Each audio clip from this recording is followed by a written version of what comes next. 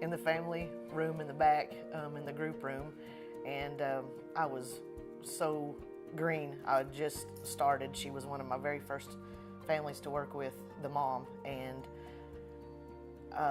it was easy to talk to her. She was going through some stuff that having to share her children with DHS, which I didn't, but still not having my children in the home every night. So we kind of hit it off and started talking and just giving her support and encouragement. It took me 2.5 years to get my kids home due to I would work my program a little bit and then I would go off on the deep end and go MIA. And then it was until Judge Sullivan looked at me and told me it's either go to rehab or don't be a mom again. So I decided, well, I want to be a mom again. So I went to rehab and completed it and then started working to get my kids home. So while she was doing that, I was there just being support and encouragement and making sure that she stayed on track and through the whole process of getting through her classes and meeting the requirements that she needed to get her kids back. Why you need a Renata in your life is because when you have really, really bad days and you don't want to come to class, you don't want to do anything, you're so down and depressed and down in the dumps, you can always walk in the door, see Renata jumping around, smiling, hooting, hollering, being her down-to-earth personality self, and she can make anybody having a bad day turn into a good day. You know, you can just go up and you can start talking to her, and you know, she's a good listener. You can tell her, you know, I'm having a really crappy day, and she'll say, well, Sandra, this is what we need to do to make your day better. And you know, I love her. I always had faith in you, and I knew from the beginning you had what it took to get it done, and I didn't want to give up on you. That means a lot because I didn't have a lot of people that had faith in me. Actually, I'm sorry.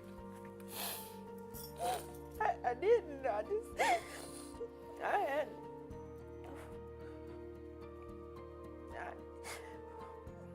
It's okay. I had Renata, and they push you to do better. You know, you're not just a Medicaid number to them. You're a person, and they take time to sit down with you and talk to you and get to know you, not just what your file says. And you know, I wouldn't have it any other way. I never gave up on her because it was just something about when she would come in.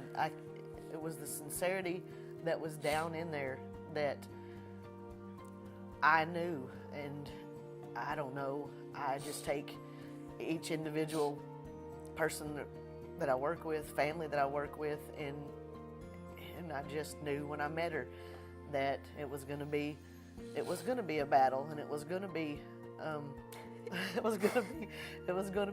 some tough times and all, but just that, you know, you never fell too far that I couldn't hold you to, you know, walk with you to get back where you needed to be, and I'm so proud that, you know, you did it.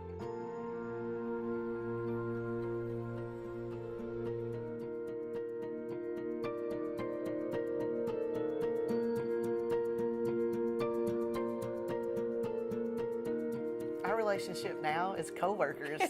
I've rode the storm out until I got another FSP in the office with me, and Sandra is phenomenal. I'm so proud to have her as a co-worker. We have got a big history together and have seen the growth. Now, since I'm on the other side working with families, I come in with the compassion and the empathy, but then I also can tell them, you know, not really suck it up, buttercup, but we gotta pull up our bootstraps and we gotta get done what we gotta get done. We can change our lives, we can make a difference, and when we do, it feels good for us to give back to our community and, you know, help the moms to where they just got their kids taken, and, you know, be there for step by step by step with them and see their growth as well. I knew when I met her, she had a drive and a desire to work and do whatever it took to get her kids back. And it's, I don't know, it's just a mother thing, I guess. The peer that we had, you know, the togetherness and knowing that she was going to complete it no matter what it took. I knew, and that's the kind of person that I thought would make a great FSP. When I see the diamond in the rough, I know Renata, she would have had to been beating her head against the wall a couple of times because I was stubborn, I was bullheaded. It was going to be the way I wanted to be done, and I wasn't going to listen to nobody. And you got to kind of step back, take a few deep breaths, and, you know, just let them know, hey, we got to cross every T, dot every I, and do what we got to do. And I'm so grateful that she was there, and she had patience and stuff, because she's taught me that with the parents that I work with now, you've got to have patience. You can't just be that go-getter, rough around the edges type of person. You got to meet them where they're at, yeah. right?